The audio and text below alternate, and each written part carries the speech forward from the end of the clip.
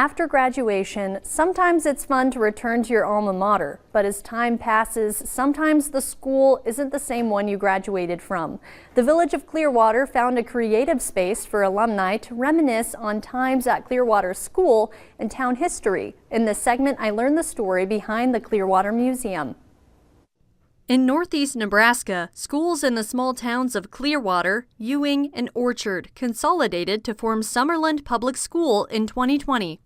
It was hard for all of us, all three schools, but they looked for the future of the kids and thought this was going to be the best idea.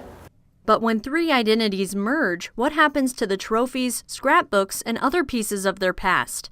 To lose the history, the thought of putting this stuff in a dumpster and it be gone forever, it just didn't feel right.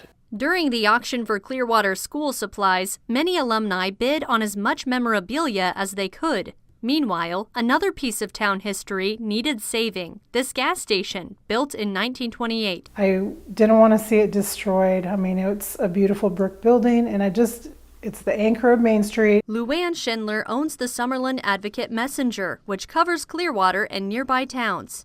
I wrote an editorial in my newspaper and said, I don't know what we're going to do with it, but let's save it. About 6 people spoke with the town board about turning it into a museum for Clearwater. In 2021, the board agreed to rent it to the Clearwater Historical Society for $1. I kind of came on board with helping clean it out because it was full of birds, and I mean, the doors weren't on, and it was quite a mess, but the outside of it was really good. And it was already such a picturesome building, you know, it was just kind of cute.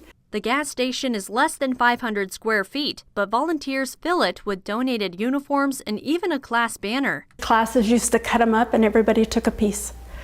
1967 hid theirs. They didn't cut it up.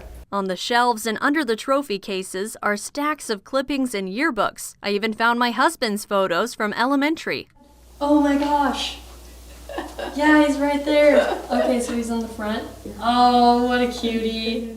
The volunteers found room for history that traces as far back as 1881. There's displays for baseball, the Clearwater Rodeo, and old businesses. I think it's just kind of been everybody does their little part. And like they said, we're trying to get more of the town stuff. We have a lot of school stuff. For those who want to walk down Clearwater's memory lane, the Clearwater Museum is open by appointment. You can call the numbers on this window, or you can reach out to the village office. For Pure Nebraska, I'm Grace McDonald.